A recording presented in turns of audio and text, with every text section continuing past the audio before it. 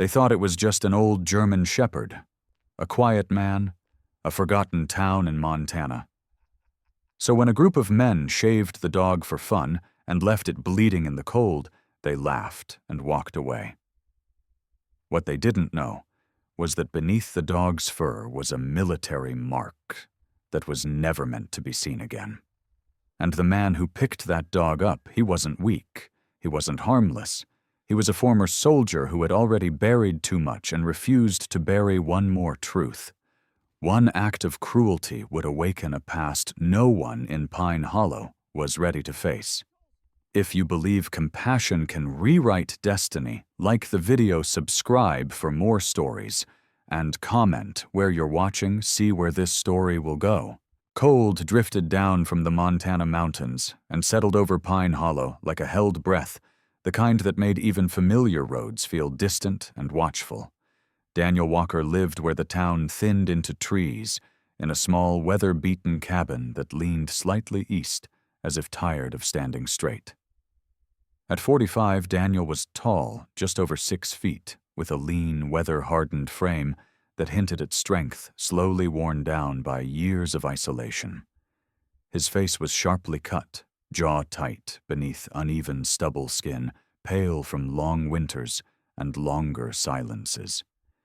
His gray eyes were the kind that never truly rested, always looking through the present into something unfinished behind it.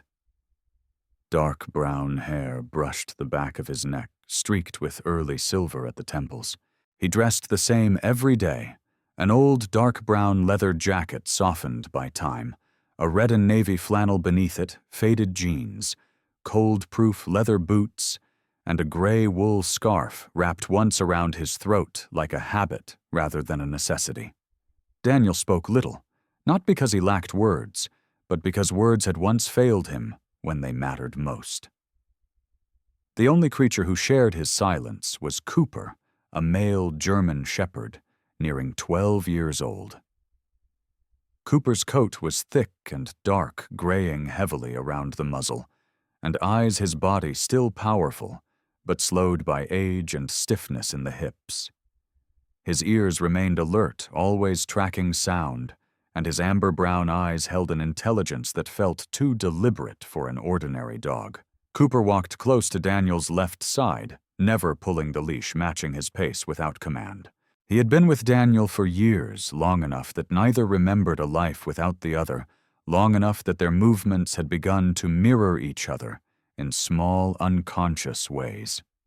That afternoon, they walked toward the edge of town, where the Pine Hollow bar sat beside a gravel lot filled with lifted trucks and loud music. Daniel usually avoided the place, but the shorter road passed there, and his leg a reminder of something older and deeper than the cold ached enough that day to make him choose efficiency over comfort. The wind cut harder near the open lot, carrying laughter soaked in alcohol and the sharp smell of gasoline.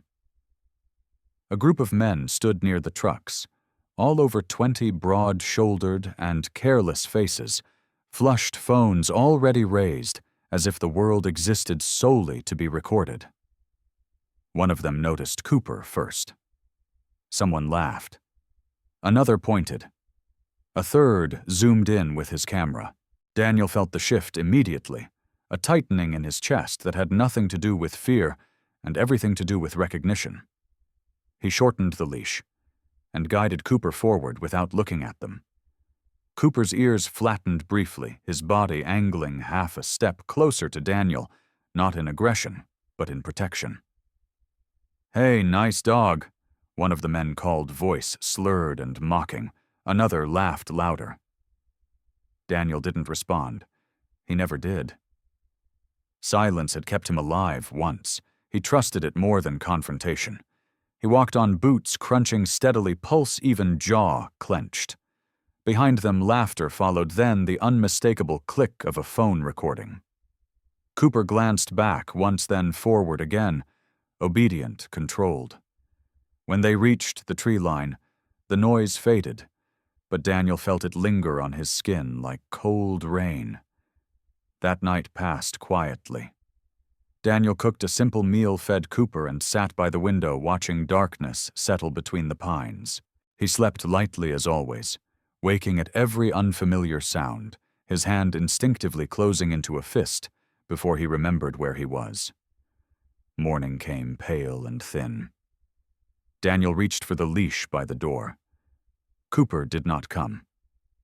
At first, Daniel told himself the gate must have come loose, that Cooper had wandered just far enough to need calling back. He walked the property, voice calm, controlled. When no answer came, something old and sharp pressed behind his ribs. He followed the road toward town, then back again, searching ditches, tree lines, anywhere an aging dog might have slowed or stumbled. By afternoon, the cold had crept deeper, and Daniel's thoughts had begun to fracture into darker possibilities he refused to name. It was near dusk when he heard about a dog behind the abandoned lumber mill on the north edge of Pine Hollow. The mill had been closed for years, its skeletal frame left to rot behind a sagging fence. Daniel drove there, fast gravel spraying beneath his tires, heart beating too loud in his ears. Headlights cut across broken wood and rusted metal. And then he saw Cooper. The dog lay curled against the mill wall, body shaking violently. His fur, once thick and protective, had been shaved almost completely away, skin raw and torn in places, shallow cuts still bleeding. Cooper tried to lift his head when Daniel ran to him, but his legs failed. Daniel dropped to his knees, jacket open, wrapping Cooper against his chest, feeling the shock tremble through the old dog's body. Rage did not come. Horror did not come. What came was something far worse: recognition. As Daniel shifted Cooper slightly, the headlights caught bare skin along the dog's shoulder. There, faint but unmistakable, was a tattoo. Numbers and letters burned long ago into flesh that should never have been marked. Military formatting. Not decorative. Not civilian. Daniel's breath stopped. His hands began to shake, not with anger, but with a cold disbelief that drained the strength from his arms. This was not possible. It had been erased. It had been buried. He stared at the mark, mind racing backward through locked doors and classified silence, through a time when names were numbers and survival depended on forgetting. He had been told Cooper no longer existed. He had been told that chapter was closed, sealed, and dead. The dog stirred weakly, pressing his head into Daniel's chest, trusting him without question. Daniel bowed his head until his forehead touched Cooper's, the world narrowing to the space between them. "No," he whispered, voice barely sound, lost to the cold air and broken wood around them. "No, they said you didn't exist anymore." The wind moved through the empty mill, carrying his words away, leaving the truth behind. Snow crept in overnight, thin and quiet, whitening the edges of Pine Hollow, and softening the town into something deceptively peaceful. Daniel Walker sat at the small wooden table in his cabin leather jacket, still on scarf, loosened but not removed, as if taking it off would invite weakness. Cooper lay on a blanket near the wood stove, his shaved skin mottled with bruises and shallow cuts, breath shallow but steady. The fire crackled, yet Daniel felt no warmth. His eyes kept drifting back to the scarred shoulder, to the numbers burned into flesh that memory insisted had never existed. Daniel had learned long ago how to compartmentalize pain. During his years overseas, years never spoken aloud in Pine Hollow, pain had been treated like noise, acknowledged, then pushed aside. He had been a soldier trained for precision, for silence, for missions that ended without ceremony. Cooper had entered his life during one of those endings. It was not an adoption. There had been no forms, no signatures, no smiling handler shaking his hand. It happened during a chaotic withdrawal, helicopters screaming overhead, radios barking incomplete orders. Cooper had been injured, trembling but alert, his handler gone, presumed dead. A man with tired eyes and a rank Daniel no longer remembered had placed the leash in his hand and said only, "Take him," He won't make it back through channels? Daniel had nodded. That was how things were decided then. That was how lives changed. Now, years later, Cooper's instincts still betrayed that past. Even weakened, he reacted to sounds Daniel barely registered. The metallic clink of the stove door made Cooper flinch, muscles tensing as if expecting detonation. When Daniel accidentally dropped a tool earlier that morning, Cooper had tried to place himself between Daniel and the imagined threat body, shaking, but determined. The smell of diesel from a passing truck had made his breathing hitch. These were not tricks learned at a training school for civilian dogs. These were reflexes carved by repetition and fear and survival. Daniel wrapped Cooper in another blanket and drove into town just after noon. Pine Hollow's sheriff's office was a squat building of gray stone, permanently cold inside, despite the heater humming in the corner. Sheriff Tom Hale sat behind the counter, a thick-set man in his late 50s with a heavy jaw, thinning hair, and a mustache he kept neatly trimmed like a badge of authority. Hale had known Daniel for years, or at least thought he did. To Hale, Daniel was the quiet veteran who kept to himself, the man who paid his taxes and never caused trouble. Hale listened as Daniel spoke, eyes flicking briefly to Cooper's condition, then away.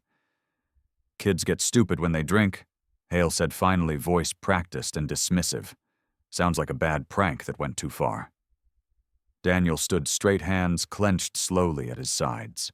He explained again calmly about the injuries, about the missing dog, about the military-style tattoo. Hale's expression did not change. "You got proof?" he asked. Daniel shook his head. There were no records. There had never been. Hale sighed and leaned back. "I'll talk to them," he said, a promise so hollow it barely registered as sound. Daniel understood then that this door would not open. From the sheriff's office, Daniel drove to the small veterinary clinic on the edge of town. Dr. Elaine Morris met him at the door, a woman in her early 40s, tall and slender, dark blonde hair pulled into a practical bun. Face lined not by age, but by years of worry. Elaine had kind eyes, but carried herself with the guarded composure of someone who had learned that empathy often went unrewarded. She examined Cooper gently, fingers careful against raw skin, listening to his heart longer than necessary. Her jaw tightened as she worked. "These injuries didn't just happen," she said quietly, "and he's in shock." She noted weight loss tremors, signs of deeper pain. When she asked Daniel how old Cooper was, Daniel hesitated. 12, he said finally. Elaine nodded slowly. "Older than he looks," she murmured, and Daniel wondered if she sensed the truth beneath that simple statement. The blood tests took longer than Daniel expected. He waited in the clinic's narrow hallway leather jacket, creaking as he shifted, eyes fixed on nothing. When Elaine returned, her expression had changed. Professional. Controlled. "There's inflammation," she said, "and indicators that worry me. This kind of stress, it can accelerate things already there." She did not say the word cancer, but Daniel heard it anyway. Cooper rested his head against Daniel's leg, trusting, unaware of the quiet calculus unfolding above him. Back home, night fell hard and early. Daniel sat beside Cooper, hand resting lightly on the dog's neck, feeling each breath. Silence pressed in heavier than before.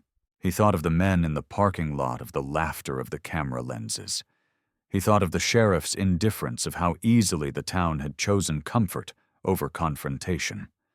And he thought of the past, of the promise implied when he had taken that leash all those years ago. Protect. Do not abandon. Do not forget. Daniel stood and walked to the window. Pine Hollow lay dark and still smoke, curling from chimneys, unaware of the line he now stood on. If he spoke, if he pushed, if he dragged the past into the open, he would become visible in a way he had avoided for a decade. The town would turn. Doors would close. But if he remained silent, Cooper would suffer quietly, erased just as he had been before. Daniel looked down at the old German shepherd, at the scars, at the faded numbers that should not exist. His chest tightened not with fear, but with resolve, forming slowly, painfully. He had buried too much already. Outside, the snow kept falling, covering tracks, pretending nothing had happened. Inside, Daniel understood that silence was no longer protection. It was a choice. And whatever he chose next would put him on a path Pine Hollow could no longer ignore. Morning broke hard and pale over Pine Hollow frost, clinging to the courthouse steps like a warning no one asked for. Daniel Walker arrived before the town fully woke, breath fogging the air, leather jacket creaking as he moved. He wrapped the gray wool scarf tighter around his neck and adjusted the blanket around Cooper, who lay beside him in the bed of the old pickup, shaved skin hidden beneath layers of worn fabric. Cooper's eyes followed Daniel with quiet trust, their amber depths dulled by pain but steady with recognition. Daniel lifted him carefully, muscles straining, and set him down on the courthouse steps where the stone held the cold like memory.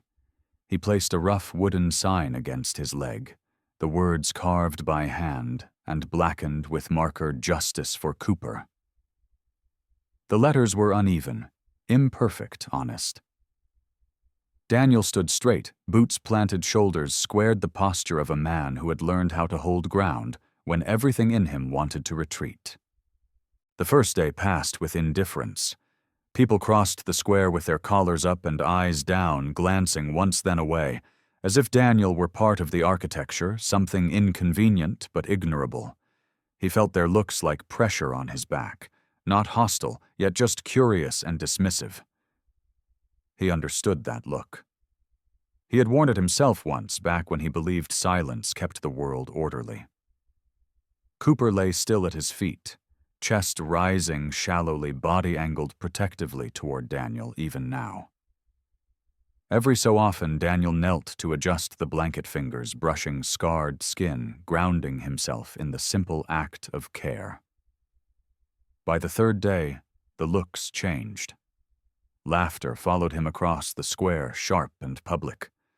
A pair of men in their 20s slowed near the steps, one tall and broad, with a trimmed beard and restless eyes, the other thinner, pale, smirking as he filmed with his phone. "It's just a dog," the taller one said, loudly, not to Daniel but to the space around him. Daniel did not respond. His jaw tightened, but his eyes stayed forward. He had learned that engagement was a currency he could not afford. Cooper shifted a low sound, vibrating in his chest, before Daniel rested a hand on his neck, steady calming. The men moved on, satisfied with the noise they left behind. On the 7th day, the threats became quieter. Daniel found his truck scratched deep along the doors, metal peeled back like a wound. That night, red paint appeared on his cabin door, crude letters spelling "Go Home." Daniel scrubbed them away without comment, hands numb in the cold water, mind locked inward. Cooper watched from the doorway, trembling, not from fear, but from pain, his body betraying him more each day. Daniel could feel time pressing in each breath, a measurement he did not want to count. Yet even as the town's hostility hardened, small fractures appeared in the silence. Late one morning, an older man approached slowly from the far end of the square. He walked with a pronounced limp favoring his right leg, shoulders stooped, but broad gray beard trimmed close to a scar that ran from ear to jaw. He wore a faded military jacket despite the cold, and carried himself with the wary awareness of someone who never fully left the battlefield. The man stopped in front of Cooper and removed his cap. Without a word, he straightened as much as his body allowed and raised a trembling hand in a formal salute, precise despite age. Daniel's breath caught. He returned the salute instinctively, the motion rising from muscle memory before thought could stop it. The man nodded once, eyes wet, then turned and walked away.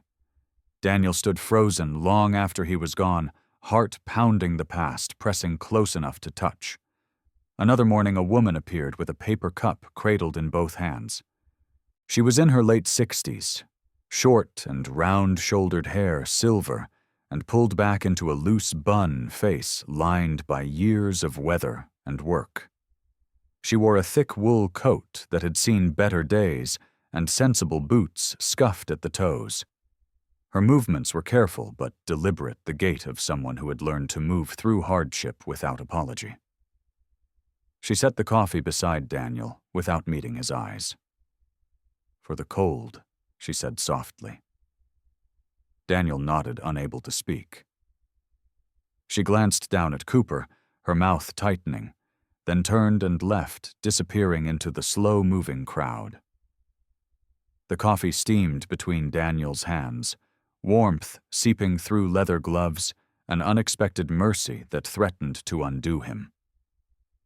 Cooper weakened visibly as the days stretched on.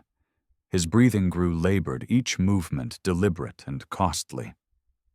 Daniel adjusted the blanket, constantly murmuring reassurance he was not sure Cooper could hear.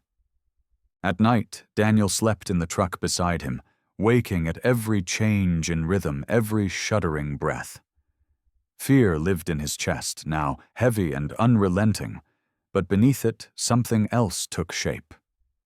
Resolve sharpened by exhaustion. It was on the 10th morning that the man with the careful eyes appeared. He was in his early 40s, average height, lean build, dressed plainly in a dark coat and jeans. His hair was dark and neatly cut, his face clean-shaven, but marked by fine lines around the eyes, the kind earned by long attention rather than laughter. He did not approach immediately. He stood across the square watching Cooper with a stillness that felt intentional. When he finally crossed, he knelt slowly, keeping his movements calm and visible, his gaze fixed on the dog's shoulder where the blanket had shifted, revealing the faint outline of the tattoo beneath scarred skin. The man's expression changed, subtle but unmistakable. Recognition flickered there, followed by calculation. He did not speak. He simply reached into his coat, pulled out his phone, and stepped away, dialing as he walked.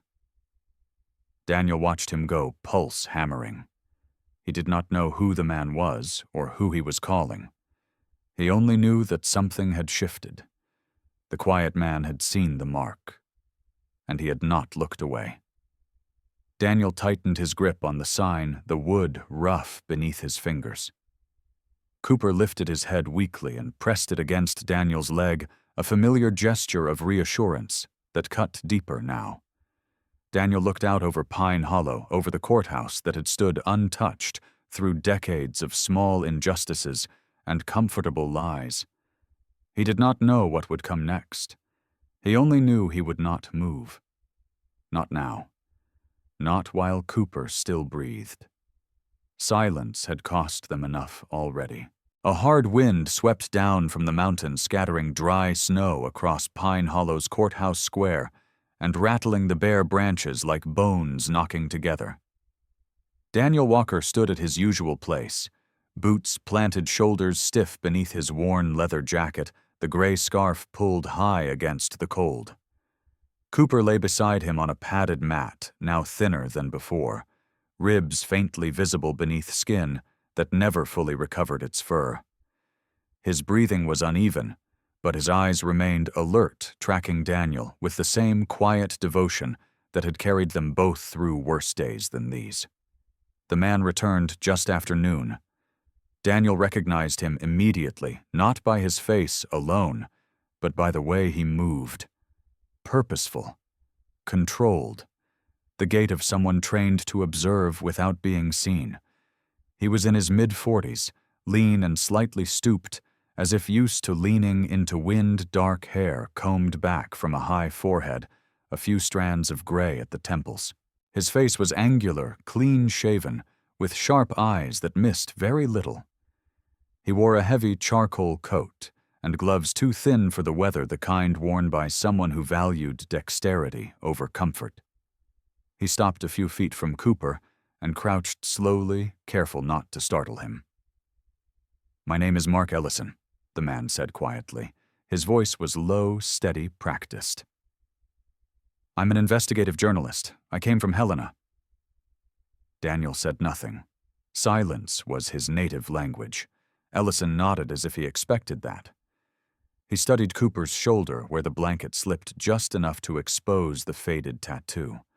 The numbers were incomplete now, scar tissue breaking the lines, but Ellison's eyes sharpened. Recognition was immediate and unmistakable. That code, he murmured more to himself than to Daniel. "I've seen it before." Ellison explained in fragments, at first careful words chosen to avoid attention. Years earlier, he had covered defense accountability stories, retired assets, missing records, classified omissions buried under administrative language. He had memorized certain formats, certain patterns that did not belong to civilian life. Cooper's mark was one of them. Ellison asked permission before taking photographs. Daniel hesitated, then nodded once. Cooper did not move, trusting Daniel completely. The camera clicked softly, each sound echoing louder in Daniel's chest than in the cold air. The interview took place later that afternoon in Daniel's cabin. Ellison sat at the small table, notebook, open recorder, resting between them. The journalist listened more than he spoke, eyes never leaving Daniel's face. Daniel told the story without embellishment, the withdrawal, the chaos, the handler who never returned the leash placed in his hand without ceremony. He spoke of the nightmares Cooper endured, the reactions to sound and smell, the slow decline. Saying it aloud felt like reopening a wound that had healed crooked. Yet with each word, Daniel felt something else loosen a tension he had carried alone for too long. Ellison stayed in Pine Hollow for 3 days.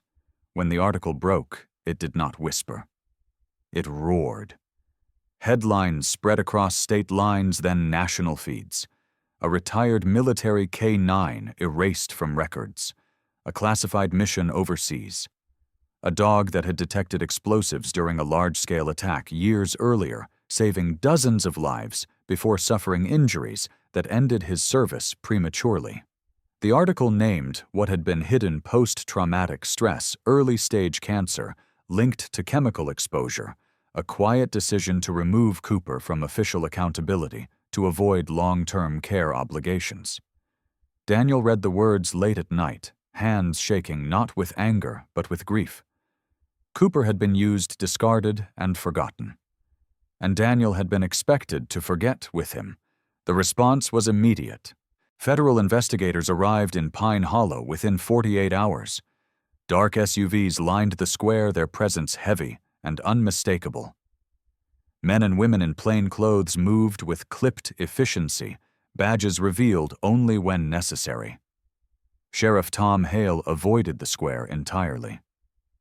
The group of men responsible for the attack on Cooper were taken in. Quietly, faces pale bravado evaporated under federal scrutiny. Daniel did not watch. He stayed with Cooper, hand resting on his neck, listening to the rhythm of his breathing. The town changed overnight. People who once crossed the street to avoid him now stopped, awkward apologies tumbling out in half-formed sentences. Some offered food. Others offered silence, eyes lowered in shame. Daniel accepted neither praise nor condemnation. He had not stood there for recognition. He had stood because walking away would have meant surrendering the last thing he still believed in. A formal ceremony followed weeks later, small but precise. Cooper was honored officially by representatives who spoke of service and sacrifice in measured tones. A medal was placed carefully around his neck, the weight making him shift uncomfortably. Daniel knelt beside him, whispering reassurance, ignoring the cameras, the speeches, the sudden attention. When it was over, Cooper leaned into him, exhausted tail giving a weak but sincere thump against the ground. That night, Daniel sat alone in the cabin, medal resting on the table between his hands. He stared at it for a long time, seeing not honor, But the years stolen, the care denied, the truth buried. For the first time in a decade, he allowed himself to remember without shutting the door immediately afterward. Faces, voices, the smell of dust and fuel. The moment he had taken the leash, he had survived by disappearing. Cooper had survived by trusting him. Now the world had finally caught up to what they had always known. Daniel walked to Cooper's side and lay down beside him on the floor, ignoring the ache in his joints. Cooper's breathing was slow, labored, but calm. Daniel rested his forehead against the dog's neck, eyes closing. He was no longer alone, not because the town had changed, or because the truth had been printed, but because he had finally allowed himself to stand where he was seen. Outside, Pine Hollow slept under fresh snow, quieter now, as if afraid of what it might uncover next. Early snow fell lightly over Pine Hollow, whitening rooftops and softening the square into silence, the kind of quiet that comes only when a season turns and nothing can be held back any longer. Daniel Walker sat on the cabin floor beside Cooper, the wood stove humming softly behind them, the old leather jacket folded nearby like a retired uniform. Cooper's body had grown thinner in the weeks since the ceremony, muscle wasting despite careful feeding, his breathing slower and more deliberate, each inhale an effort measured and accepted. Yet his eyes remained clear, present. He knew where he was. He knew who Daniel was. That knowledge mattered more than comfort now. The months after the truth came out were gentle in ways Daniel had never expected. People learned Cooper's name properly, spoke it with care, as if it carried weight. They called him a soldier, not a dog. They brought blankets, quiet words, small gestures that never asked for forgiveness but offered respect instead. Daniel did not become social. He did not attend gatherings or accept invitations. But he no longer closed himself off entirely. He allowed Dr. Elaine Morris to visit more often, trusted her calm hands as she checked Cooper's vitals, her lined brow tightening each time she listened to his chest. Elaine was honest, always had been. She told Daniel when the pain would increase, when the medications would help, and when they would not. Daniel listened without flinching. He had learned how to receive difficult information without breaking apart. On the morning Cooper could no longer stand without assistance, Daniel carried him outside, wrapped in a thick wool blanket. The sky was pale blue, the mountains distant and indifferent, their peaks dusted with fresh snow. Cooper rested his head against Daniel's shoulder, trusting the lift, trusting the arms that had never let him fall. Daniel moved slowly every step, deliberate, as if rushing would fracture the moment. He set Cooper down beneath the old pine tree beside the cabin, where sunlight filtered through branches and warmed the ground just enough to matter. Cooper's tail gave a faint, tired wag. It was enough. Daniel sat beside him for hours, hand resting over Cooper's heart, counting breaths, not as a measure of loss, but as proof of presence. Memories came unbidden now, no longer chased away. The withdrawal, the leash placed in his hand. The nights Cooper had pressed close during storms, standing guard against ghosts, neither of them could name. Daniel had survived by vanishing. Cooper had survived by staying. Together they had learned a different kind of endurance. When Cooper's breathing grew shallow and uneven, Daniel leaned close, his forehead resting against the dog's scarred neck. "You did good," he whispered, voice steady, despite the ache in his chest. "You did everything you were asked to do." Cooper's eyes met his calm and unwavering. There was no fear there, only trust. As the first snow of the season began to fall again, soft and soundless, Cooper exhaled once more and did not draw another breath. Daniel stayed exactly where he was, hand unmoving, allowing the stillness to arrive fully before acknowledging it. He did not cry out. Grief settled quietly, heavy and complete. Winter passed. Time resumed its ordinary cruelty, moving forward without ceremony. Daniel buried Cooper beneath the pine tree with his own hands, the ground cold and stubborn. He placed the medal beside him, not as an offering, but as a record, a small refusal to let the truth slip back into silence. Afterward, Daniel returned to the cabin and lived. He cooked, he cleaned, he slept. The leather jacket returned to his shoulders. The routines remained altered but intact. 1 year later, the town gathered without announcement. The memorial was modest, a simple stone placed at the edge of the courthouse square, where Daniel had stood so long without moving.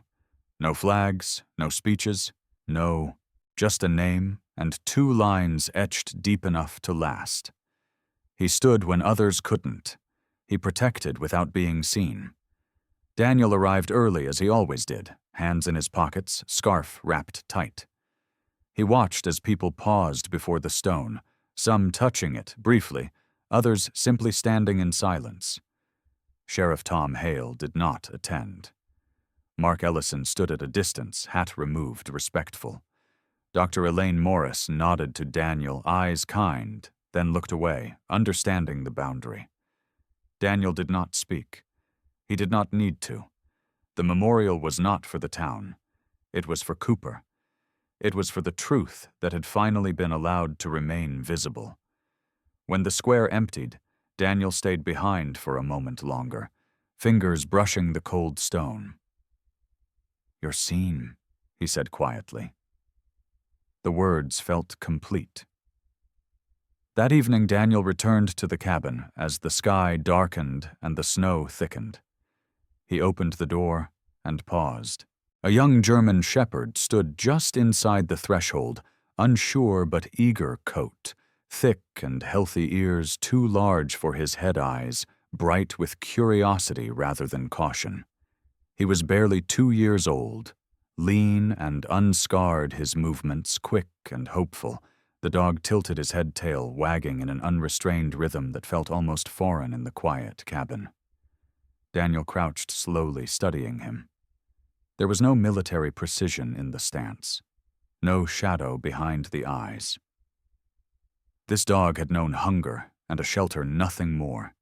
His fur was a warm sable, his paws oversized, his future unwritten.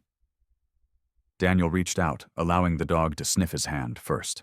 The contact was gentle, unburdened by history. Chance Daniel said, testing the name. The dog's ears perked, tail wagging harder, as if accepting the possibility offered by the sound. Daniel stood and opened the door wider, letting the porch light spill across the threshold and into the cabin. Chance stepped forward into the light without hesitation. Daniel watched him, chest tightening with something that was not grief and not relief, but continuity. He closed the door behind them, the sound final and familiar, and for the first time in many years, the silence inside the cabin felt like space, rather than absence. Sometimes miracles don't arrive as thunder or light. Sometimes they arrive quietly, through loyalty, through endurance, through a soul that refuses to walk away when walking away would be easier. Cooper's story reminds us that God often works through those the world overlooks: the faithful dog, the broken soldier, the person who stands alone and still chooses what is right. In our daily lives, we are given small moments that test us, moments where silence feels safer than truth, moments where looking away feels easier than standing firm. This story asks us to pause and ask, when God places a choice before us, will we keep walking, or will we stop and care? If this story moved, you share it with someone who needs hope. Leave a comment with your thoughts or where you're watching from. Subscribe for more stories of courage and grace. And may God bless you, protect you, and walk beside you always.